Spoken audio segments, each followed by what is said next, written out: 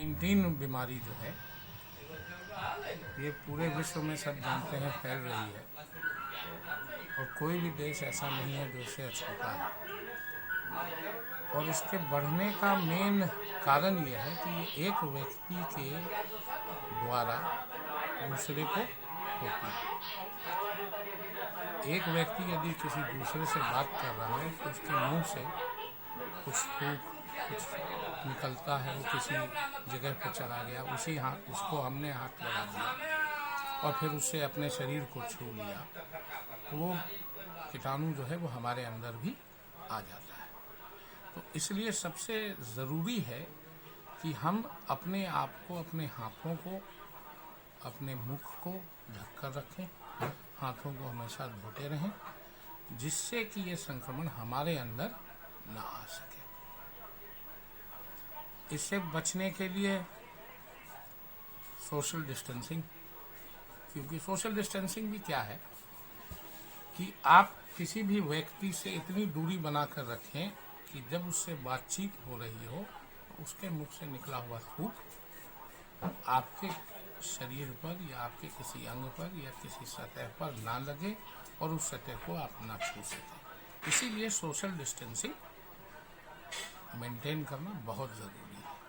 अच्छा, अभी sir lockdown है लेकिन कहीं कहीं लॉकडाउन का पालन नहीं रहा, तो इस स्थिति में क्या करना चाहिए लोगों को? देखिए, ये लोगों को खुद समझने की ज़रूरत है। जब तक लोगों को शिक्षा नहीं दी जाएगी इस बारे में, उनको समझाया नहीं जाएगा, तब तक ये परेशानी होती रहेगी। 130 करोड़ की आबादी की देश में ये संभव नहीं है कि हर एक व्यक्ति को आप घर के अंदर रख सकते हैं। तो घर के बाहर भी निकल सकते हैं, लेकिन अपने आप को सुरक्षित रख कर।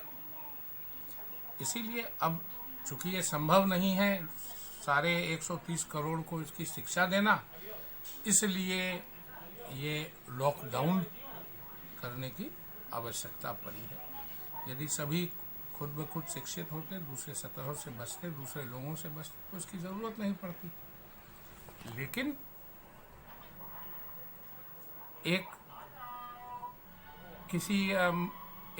मान लेते हैं कि अब सरकार ने कहा है कि 20 अप्रैल से कई एक इंडस्ट्रीज़ जो हैं, सूक्ष्म इंडस्ट्रीज़ जो हैं या जो एसेंशियल कमोडिटीज़ के उत्पादन में, मैन्युफैक्चरिंग में जो लगी हुई हैं, वो खोल दी जाएंगी।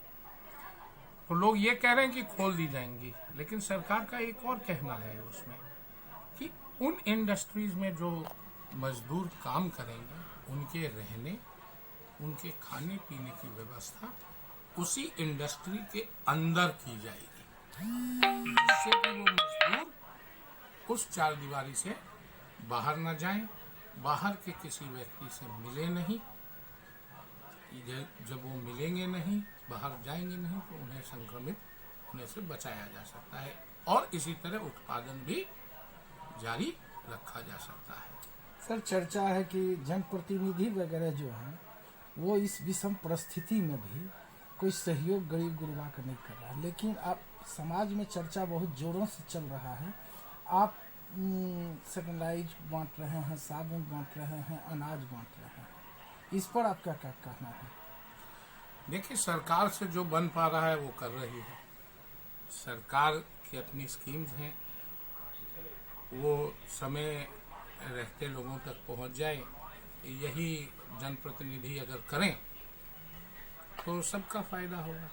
लेकिन जनप्रतिनिधि ऐसा क्यों नहीं कर रहे हैं,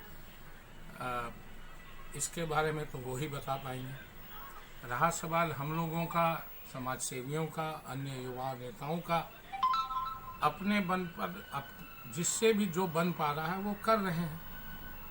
यही चीज़ जनता को समझनी चाहिए कि वोट मांगने के समय उनके जनप्रतिनिधि उनके सामने हाथ जोड़कर खड़े हो जाते हैं और जनता उनको किसी भी कारणवश जात के नाम पर, पात के नाम पर, किसी अन्य लोभ में आकर उनको वोट दे देती है। लेकिन यही समय है जब जनप्रतिनिधियों को खड़े उतरना चाहिए था। वो नहीं उतर रहे हैं। आप पत्रकार महोदय लोगों से मेरा आग्रह है कि जाकर उन जनप्रतिनिधियों से पूछा जाए कि वो क्या कर रहे हैं और क्यों नहीं कर रहे हैं। वो सिर्फ और सिर्फ सरकार, केंद्रीय सरकार, राज्य सरकार या विपक्ष में बैठे जो लोग हैं, उन लोगों के द्वारा जो भी स्कीम्स चलाई जा रही हैं, वो स्कीम्स जनता के हर एक नागरिक तक पहुंच जाए। सिर्फ जनप्रतिनिधि ये कर दें, इससे बड़ा उनसे कोई कार्य और नहीं हो सकता। लेकिन सर, ये जो पहुंच रहा है गरीब गुरबा के, लेकिन जब वितरण होता है तो बहुत से अधिक मात्रा में जो फले हैं भी, वो भी लेने के लिए व्याकुल है। ऐसी विकट स्थिति में क्या करना चाहिए? देखिए, ये फिर मैं वापस आपको लेके जाऊंगा, ये शिक्षा की कमी है, लोगों के समझ की कमी है। ये समझ शिक्षा से आए।